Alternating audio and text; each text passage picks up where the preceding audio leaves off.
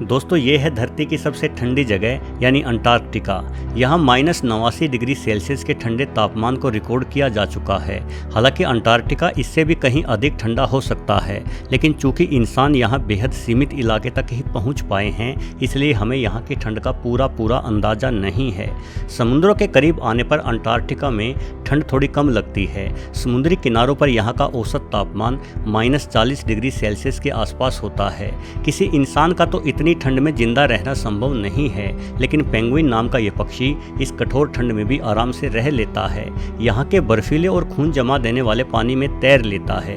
Penguin एक उड़ान रहित पक्षी है, मतलब ये उड़ नहीं पाता, बल्कि इसके पंख पानी में तैरने के ही काम आते हैं। जब भी आप किसी पेंगुइन को देखते होंगे तो आपको लगता होगा कि पेंगुइन की जिंदगी बड़ी आलीशान होती है। सारा दिन पानी में पड़े रहो और बिना मेहनत किए मुफ्त की मछली डकारते रहो। परंतु दोस्तों, इस खूबसूरत पक्षी की दुनिया बड़ी ही बदरंग है। भले ही ये बेहद अधिक ठंड में जी लेते हों, किंतु इनके जीवन में ठंड इकलौती चुनौती नहीं है, बल्कि इनके समाज में कुछ अन्य बड़ी समस्याएं भी हैं। जैसे यहाँ एक पेंगुइन के नन्हे बच्चे को दूसरे पेंगुइन द्वारा ही चुरा लिया जाता है। यहाँ कमजोर या बूढ़े हो चुके पेंगुइन्स को अन्य तगड़े पेंगुइनों द्वारा मार दिया जाता है, या कभी कभार गुस्से में आकर ये एक दूसरे को खा भी जाते हैं। पेंगुइन के लिए खतरों की शुरुआत उनके जन्म से पूर्व ही शुरू हो जाती है। पेंगुइन माँ साल में एक बार सिर्फ एक अंडा ही देती है। ये खड़े खड़े ही अंडा देने का कार्य करती है, इसलिए नीचे गिरकर अंडे के टूटने की संभावना बन जाती है। ऐसे में माँ द्वारा अंडे को जमीन पर गिरने से पहले ही अंडे को अपने पैरों द्वारा कैच कर लेना पड़ता है। यदि कैच छूट गया तो अंडा धरती से टकराकर टूट सकता है। अंडे को कैच करने के तुरंत बाद माँ अपने पेट को भीतर की ओर सिकुड़ते हुए अंडे के लिए एक विशेष स्थान बनाती है, जिसे पेंगुइन पाउच कहा जाता है। यदि माँ ऐसा ना करे तो यहाँ की भयानक ठंड के कारण अंडे के अंदर मौजूद द्रव्य बर्फ के रूप में जमकर ठोस हो जाएगा। अंडे को अपने शरीर से गर्मी देने का काम माँ की तुलना में पिता पेंगुइन कहीं अधिक करते हैं। ये अंडे से जन्मे अपने नन्हे बच्चे को भी इसी तरह से अपने दोनों पैरों के बीच में फंसा के चलते हैं। ऐसा करने में एक पिता पेंगुइन को लगातार 24 घंटों तक खड़ा रहना पड़ता है। यदि ये अपने अंडे या बच्चे को थोड़ी देर के लिए भी छोड़ दे तो अनेकों शिकारी उस अंडे या बच्चे पर टूट पड़ेंगे। करीब 65 से 75 दिनों तक सेने के बाद ही अंडे से नन्हा चूजा निकलता है। चूजा अपने जन्म से लेकर लगभग 6 महीनों तक खाने के लिए केवल अपने माता पिता पर ही निर्भर रहता है, इसलिए माता पिता को खाना जुटाने की तलाश में निकलना पड़ता है।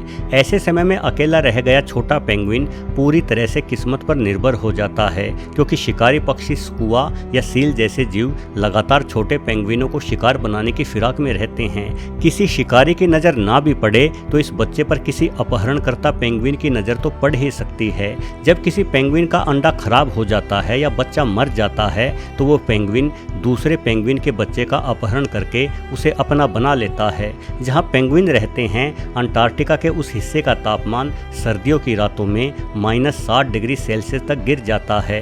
इतनी ठंड से बचाव के लिए कुदरत ने पेंगुइनों को अनोखी खूबियाँ दी हैं। इनकी त्वचा में बालों की कई परतें होती हैं जो एक इंसुलेटर की भांति कार्य करती हैं। इसकी त्वचा के काले बाल सूर्य से निकली गर्मी को अपने अंदर सोख लेते हैं। साथ ही पेंगुइनों की त्वचा के नीचे चर्बी की एक मोटी परत भी होती है जो इनके शरीर को गर्म रखती है। लेकिन कभी कभार ठंड हद दर्जे की पड़ती है। ऐसे में पेंगुइन खुद को गर्म रखने के लिए एक दूसरे के साथ चिपक कर खड़े हो जाते हैं। इस इलाके के ये सारे पेंगुइन एक साथ कंधे से कंधा मिलाते हुए खड़े होकर तेज हवा के थपेड़ों से खुद की रक्षा कर रहे हैं। ज़्यादा सर्दियों के समय अकेला पेंगुइन ठंड से जमकर मारा जाता है। शायद आपको यकीन ना आए, लेकिन ये एक दूसरे के साथ सटकर इतनी गर्मी पैदा करते हैं कि झुंड के बीच में खड़े पेंगुइन तो गर्मी की वजह से परेशान हो जाते हैं।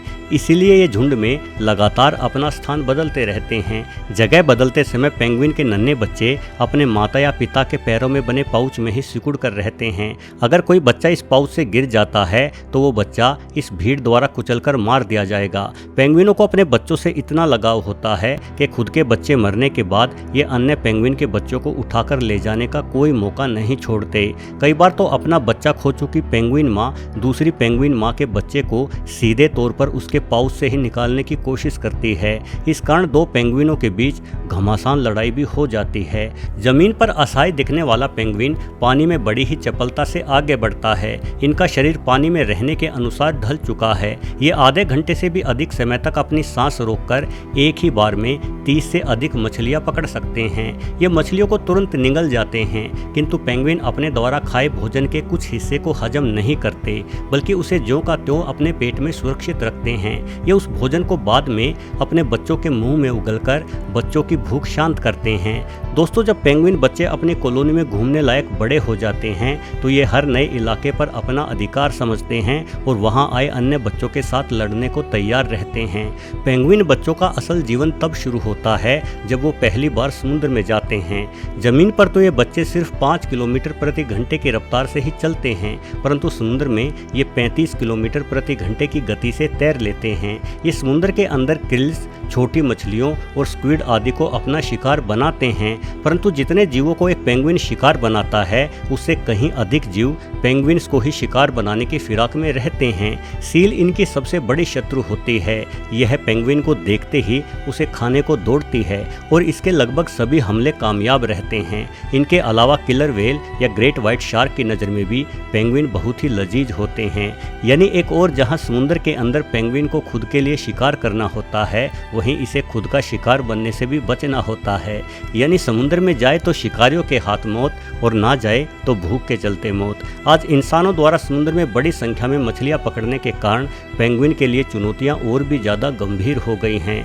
मछलियों की कमी की वजह से जहां एक और पेंगुइन भूखे मर रहे हैं, वहीं दूसरी ओर समुद्र के अन्य शिकारी जीव भी मछली उपलब्ध ना होने के कारण पेंगुइनों का शिकार ज़्यादा कर रहे हैं। साथ ही पृथ्वी के बढ़ते तापमान के कारण पेंगुइन्स के कुदरती आवास निरंतर कम हो रहे हैं, जिस वजह से पिछले 50 सालों के दौरान अंटार्कटिका के कई हिस्सों में पेंगुइनों की संख्या आधे से भी कम हो चुकी है। वैसे दोस्तों, पेंगुइन धरती के सबसे वफादार जीवों में से एक होते हैं। ये अपने साथी को कभी धोखा नहीं देते। यदि किसी कारणवश पेंगुइन के जोड़े में से किसी एक साथी की मौत हो जाती है तो दूसरा पेंगुइन किसी अन्य पेंगुइन को अपना साथी नहीं बनाता, बल्कि सारी जिंदगी अकेला और उदास ही रहता है। ये अपने साथी की यादों में सालों तक विलाप करते रहते हैं। कई बार साथी के खोने पर उदास पेंगुइन शिकार करना और खुद का पेट भरना तक छोड़कर समूह से दूर चले जाते हैं, जिस वजह से कुछ ही दिनों में ठंड और भूख के कारण ये मारे जाते हैं। वैज्ञानिकों ने पेंगुइन्स के बारे में एक अनोखी खोज भी की है। वो ये कि पेंगुइन्स के मल में काफ़ी मात्रा में फोस्फीन मिला है। फोस्फीन एक रंगहीन, ज्वलनशील एवं जहरीली गैस है जो कुदरती रूप से पृथ्वी पर पाई ही नहीं जाती, बल्कि ये गैस शुक्र ग्रह के बादलों पर ही कुदरती रूप से खोजी गई है। ऐसे में वैज्ञानिक हैरान हैं कि फोस्फीन जैसा तत्व पेंगुइन के अंदर कहां से आया। कहीं ऐसा तो नहीं है कि पेंगुइन अतीत में किसी अन्य ग्रह से आया कोई एलियंस पक्षी हो, जिसे पृथ्वी पर आए एलियंस अपने साथ लाए हों और फिर वो एलियंस इस पक्षी को यहीं छोड़कर वापस चले गए हों। इस बारे में आपकी क्या राय है, कमेंट्स के जरिए ज़रूर बताएं। वीडियो देखने के लिए आपका बहुत बहुत धन्यवाद।